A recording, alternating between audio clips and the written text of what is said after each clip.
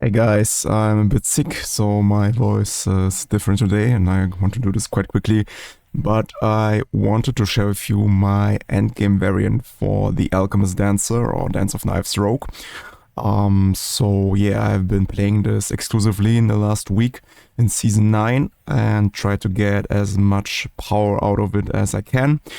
And now my gear is at a point where I think I won't do any more major jumps in my power. I still have like an amulet that is still kind of crappy, so when I update my amulet I can still go up a bit. So maybe we will land somewhere at pit 80 for speed farming, and maybe something like pit 85 for slower pits like 3 and 3 to 3.5 minutes, something like that. But here right now I can farm pit 75s in about 2 minutes. So this is what I consider speed farming. And yeah, it's quite fun, I have to say. So it's not the strongest build, obviously, if you compare it to something like Hydra Sorc or Spiritborn probably. And also Rogue has some better builds. I will try Penetrating Shot as next.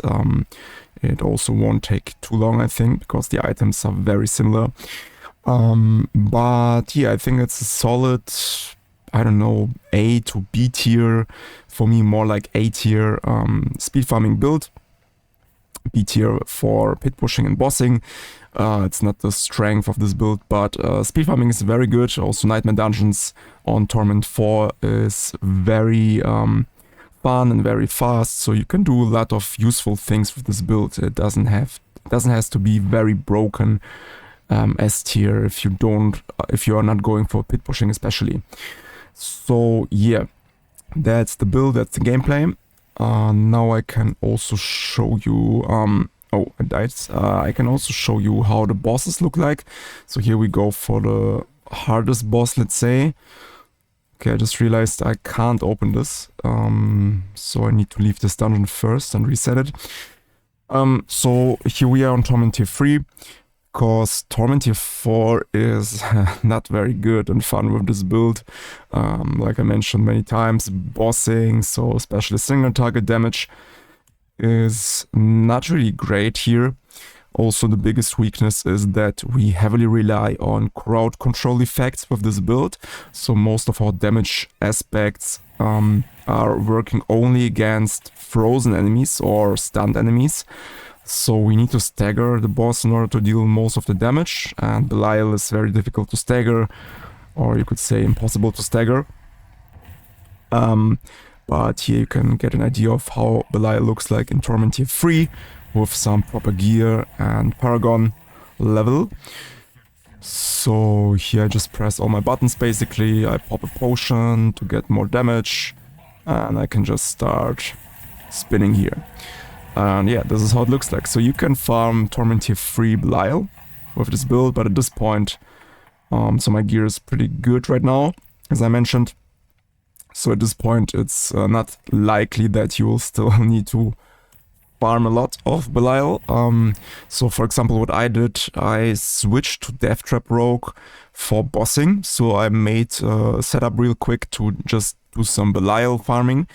And that way I got to my items more quickly. So I cannot really recommend bossing with this build especially, but it's possible if you go down to Torment Tier 2, for example. But on Torment Tier 3 you need to reach a certain level of gear in order to also be able to farm Belial. And yeah, now we can go over the gear and all that stuff. Again guys, I'm still trying to get 10,000 subs as fast as possible. I don't know if I will make it this season or next season, but please consider subscribing to this channel if you are interested in Rogue content. And yeah, thanks for that. So now I can quickly go over the gear. And by the way, what I forgot to mention in the intro is that here we are playing with 0 mythic uniques. So in fact, I still have some possibilities to increase my power level. So it was a bit of an understatement. And here you can see, for example, my amulet is also not ideal. I would love to have some frigid finesse ranks on it.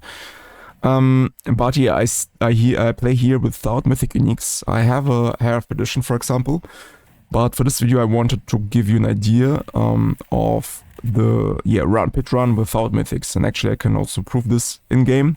So this pit 75 run was completely without mythic uniques. So you will see this in a second. Yeah, it's the same gear that I wear right now.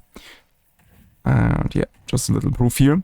So this is also very good for this build, especially you are not that reliant on mythic uniques. Actually, you can, so if I would have a dark, Shroud of False Death, this would give me more damage.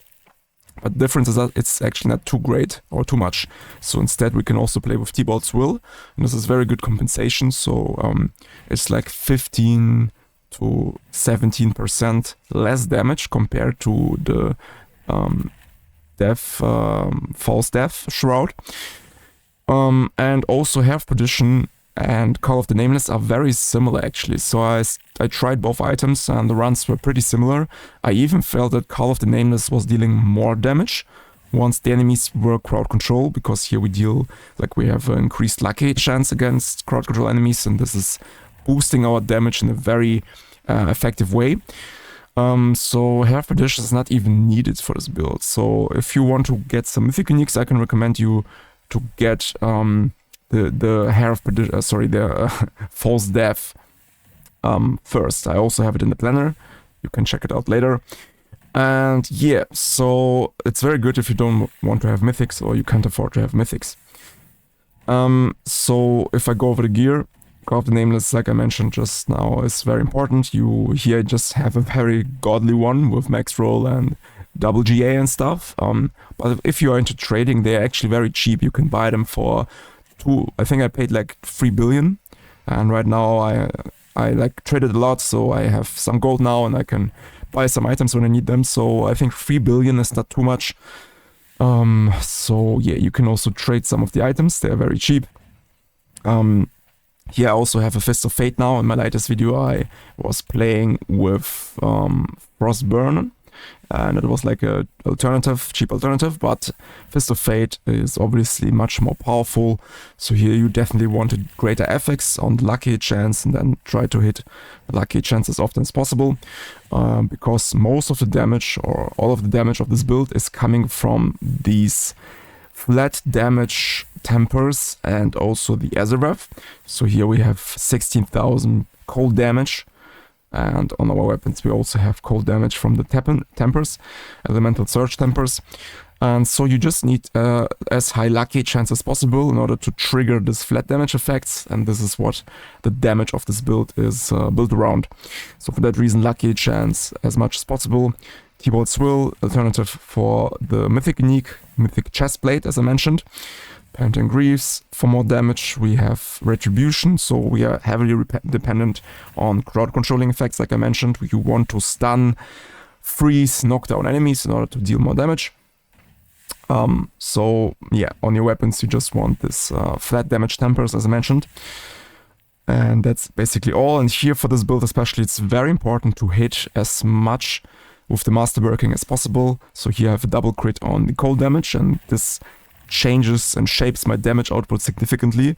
So if you are experiencing way less damage than I have in this video here, for example, then you should try to fix your weapons first and try to get very good tempers with max roll rolls like I have it here, and also try to hit it with the Masterwork at least once, but better 2 times.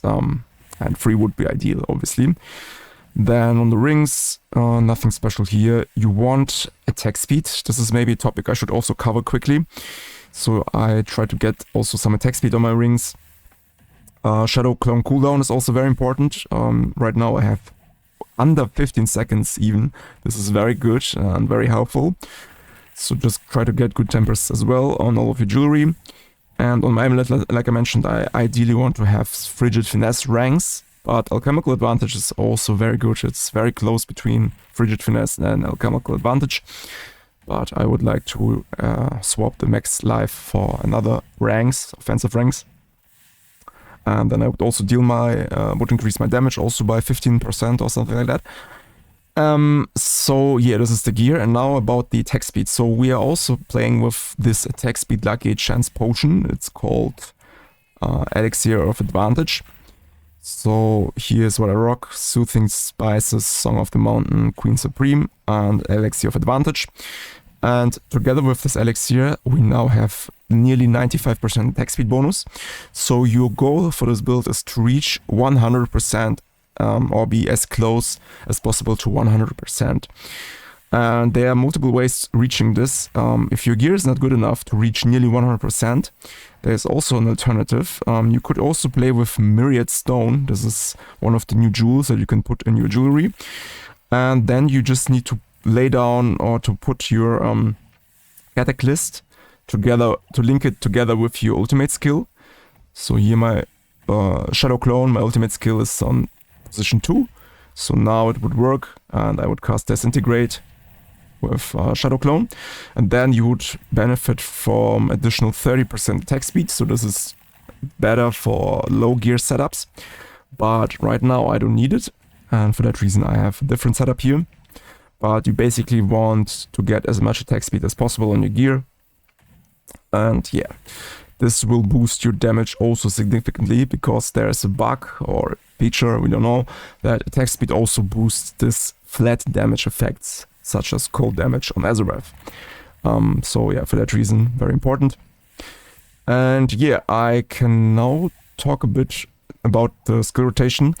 First, maybe also show you here we play with Preparation. And I have right here as my mercenary, it's all, as always in the planner, everything. Here for some more max resistance. I think I'm not quite... Okay, actually I'm quite capped now, I don't know why. I thought I'm not entirely capped, but okay. So yeah, the skill rotation. There are some things that you need to keep in mind in order to get most of out of the damage. I covered this already in my last video, but here I can also do a little refreshment here. So we play with the Quarks rune, and the Quarks rune consumes our energy every 4 seconds or so. And we deal more damage for 1 second, this is pretty good. But also what it does, it resets our Shadow Clone cooldown, because we're playing with Preparation. So you can see, for example, I don't know if this will work against the dummies, but I will try. So I just have to push some skills, and then you will see that my Shadow Clone will reset, because we are spending energy with the Quarks rune. So in this setup you should try to do, what you should try to do is you should try to time your skills, so you can, for example, keep in mind that with the Neo rune, this is not ideal. I think in my planner I have a different rune combination, but for example for the Neo rune, we can do this every 4 seconds. This is just like this rune works, and so I can keep in mind that every 4 seconds I should cast another skill, and then this will reset my Shadow Clone cooldown.